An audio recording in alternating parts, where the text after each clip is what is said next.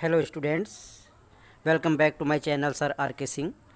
Today we shall study class 12th English book Flamingo and chapter number 2 Lost Spring. The author of this chapter is an Indian lady whose name is Anis Jung. She describes in this chapter two stories. First story is related to the poor rag pickers who have migrated from Bangladesh and have settled in Shimapuri, an area on the periphery of Delhi. And the second story is about the poor Bengal makers who have been living for generations in the town of Firozabad. The writer sees a boy named Sahib every morning in her neighborhood. The boy looks for some coins or other valuable things in the garbage heap. Sahib left his home in Dhaka long ago. His home was in the midst of green field, but there was many storms. The homes and fields of these people were swept away, so they left their land in search of food and came to the big city of Delhi. Seeing Sahib probing the garbage dump, the writer asks him, "Why do you do this?" "I have nothing else to do," says Sahib and looks away. "Go to school," says the writer in a kindly manner. "There is no school in my neighborhood. When they build one, I will go," Sahib answers. "If I start a school, will you come?" says the writer, half jokingly. "Yes," Sahib says, smilingly, broadly. A few days later, Sahib sees the writer and comes running to her. "Is your school ready?" he asks. "It takes longer to build a school," says the writer. She feels small at having made a promise that was not meant. After months of knowing him, the writer asks him his name. "Sahib Alam," says the boy. He does not know what it means. Lord of the universe. Unaware of what his name means, he roams the street with his friends. They are all barefoot boys who appear like morning birds and disappear at noon. Over the months, the writer comes to recognize each of them. In order to know more about these rag pickers, the writer visits Simapuri, which is a place on the periphery of Delhi. Those who live here migrated from Bangladesh in 1971. Sahib's family is among them. Simapuri was then a wilderness, but now it is the home of 10,000 rag pickers. They live in structure of mud with roof of tin and tarpaulin. They have no sewage, drainage, or running water. They have lived there for more than 30 years without an identity. But they have ration cards that gets their names on voters list. Ration card enable them to buy grain also. Food is more important than an identity. The writer sees a group of women in tattered saris. She asks them why they left their beautiful land of green field and rivers. The woman says, "If we can feed our families and go to bed without an aching stomach, we would rather live here than in the field that gave us no grain." Wherever they find food, they pitch their tents and start living in them. Children grow up in them, becoming partner in survival, and survival in Simapuri means rag picking. Garbage to them is gold. It is their daily bread. It gives them a roof over their heads.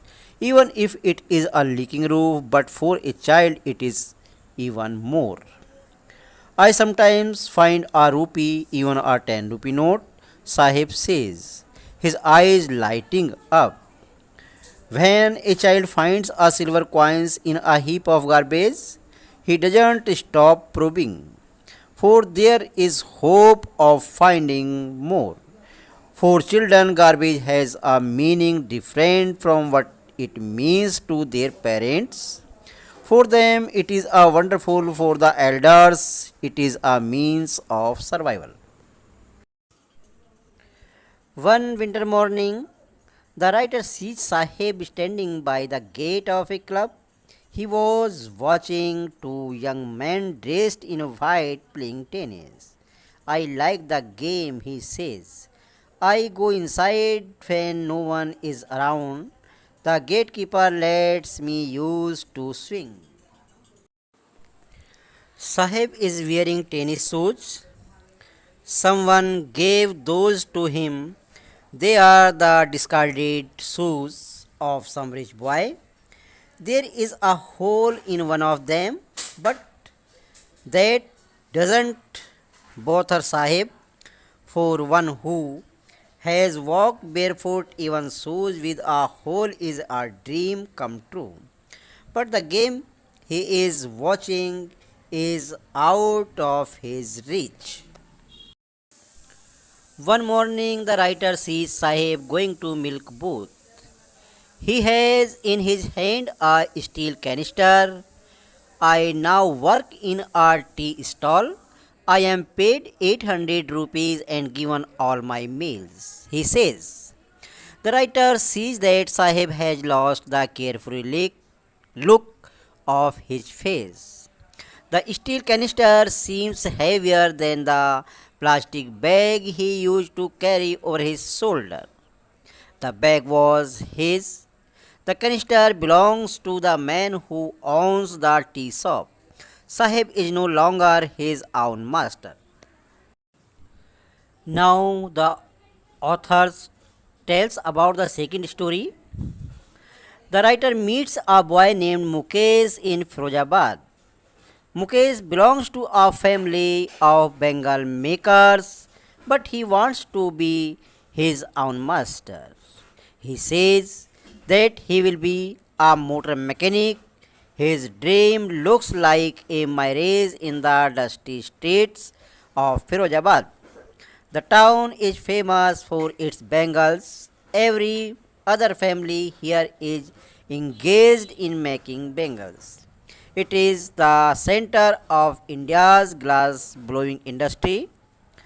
Families living here have spent generations working around furnaces, welding glass and making bangles. Mukesh family is among them. About 20,000 children work in the glass furnaces. Their parents don't know that it is illegal for children to work in high temperature in dingy cells without air and light. Children work in these hot furnaces all day long, often losing the brightness of their eyes. Mukesh greatly offers to take the writer to his home, which he proudly says is being rebuilt. They go through stinking lanes that are full of garbage. They go past homes that have crumbling walls, wobbly doors, no windows. They are crowded with families of humans and animals. Mukesh stops at the door of one such house and pushes it open. It is a half built shack. In one part of it, there is a firewood stove. A frail young woman is cooking the evening meal for the whole family. She is the wife of Mukesh's elder brother. When Mukesh's father enters the home, she brings her veil closer to her face. He is a poor Bengal maker. Despite long years of hard labor, the old man has failed to give his house a proper shape. He has failed to send his two sons to school. All he has been able to do is teach them the art of making bangles. He himself has become blind from the dust in the polishing of bangles. It is his karam, his destiny, says Mukesh's grandmother, born in the caste of Bengal makers. They have seen nothing but bangles all their life. In the house, in the yard, in every other house.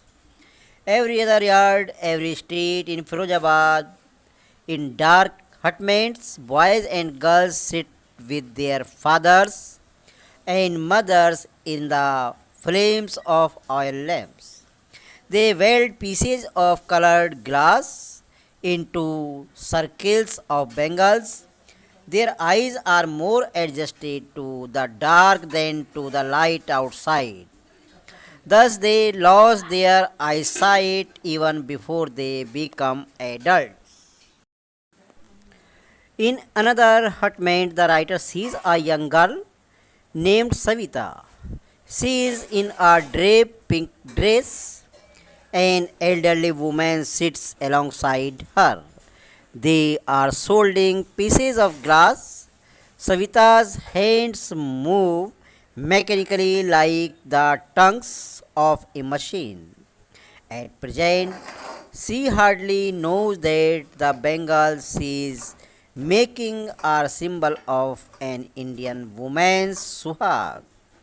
The old woman beside her became a suhagin many years ago and still has bangles on her wrists.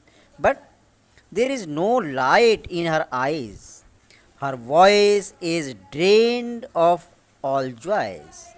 She says that she has not enjoyed even one full meal all her life. Her husband is an old man with a flowing beard. He says, I know nothing except bangles, but he feels some consolation in saying that he has made a house for his family to live in. He has at least a roof over his head. The writer says with a sense of pain that the cry of poverty rings in every home in Firozabad. Little has changed with time. Years of toil have killed all their initiative and the ability to dream. The writer asks them why they don't organize themselves into a cooperative. To this, they say that the police crushes all such efforts. They are beaten and put into jail on the charge of doing illegal acts. They are caught in the vicious circle of shahukars, middlemen, policemen, bureaucrats, and politicians. The poor Bengal makers have come to accept their fate as something natural. To do anything else would mean do dare. The writer is happy that Mukesh has dared to break away from the vicious circle. He has decided to be a motor mechanic. He says that he will go to a garage and learn the job. Though the garage is a long way from the home, he says that he will walk all that distance to fulfill his dream. If you are new on my channel, please subscribe my channel, and a lot of thanks for watching my video, and I will present with the next video of next chapter.